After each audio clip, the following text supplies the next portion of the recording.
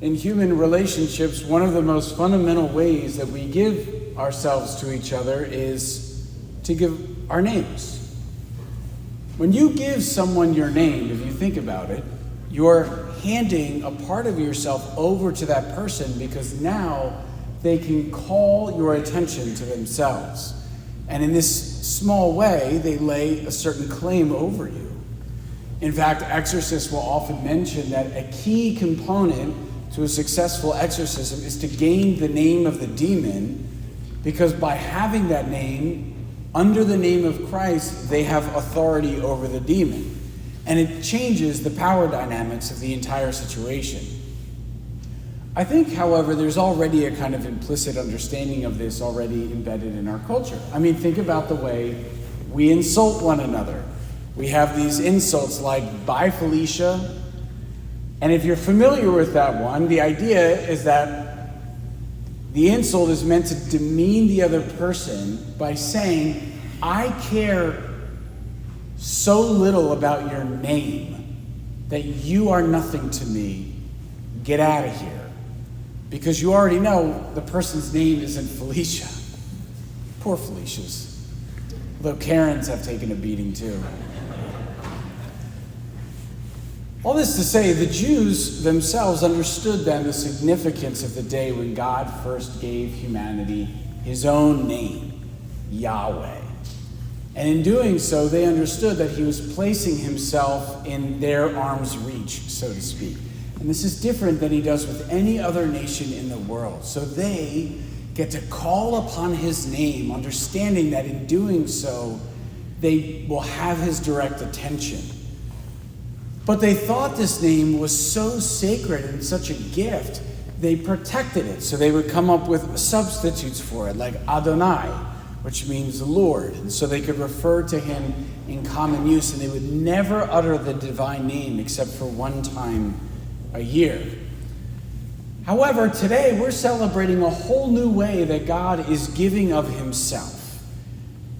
And in this way, he's revealing himself not just as a person, as Adonai, but a communion of persons, that at the very heart of his own identity is a communion of love.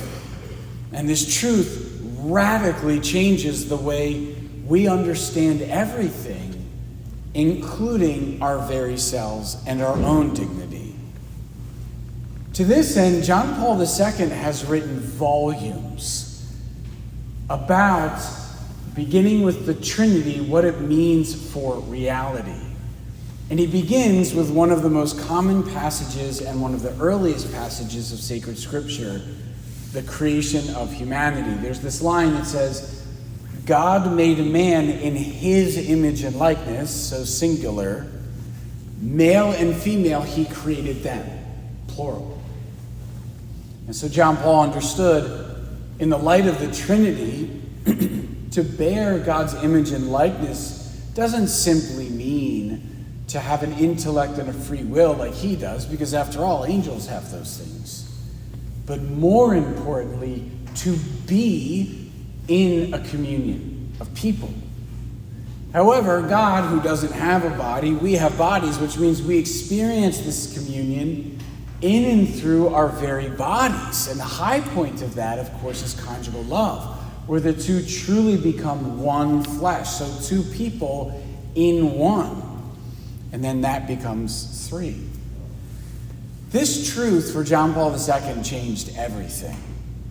It means then that the body is something that is absolutely sacred because it is now the sacrament of the person. The family is sacred because it is the image of the divine. The gift we make of ourselves in the home in all of the littlest of ways, they're not arbitrary. They are the fulfillment of our very dignity.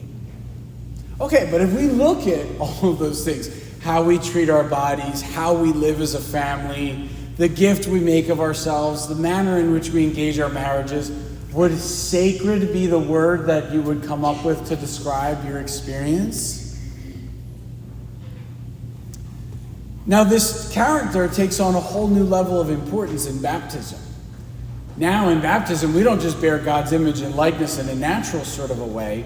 We bear his name. We participate in his nature.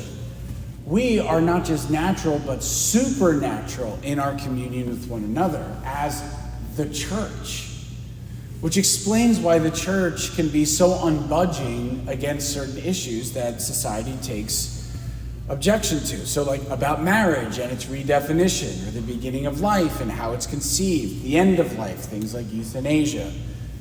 Because knowing that we bear God's image, all of these areas make cosmic statements about who God is. And we are not to lie or to proclaim a false gospel. And thus we discover then in the revelation of the Trinity the responsibility that we bear to live in accordance with his dignity. So putting all of this together on the Feast of the Holy Trinity, when we celebrate the great revelation of God, I would say this: recognize the dignity that each of us bears. Treat yourselves and others as reverently as the Jews did the very name of God, for you are more precious, knowing that in doing so, God himself is being praised.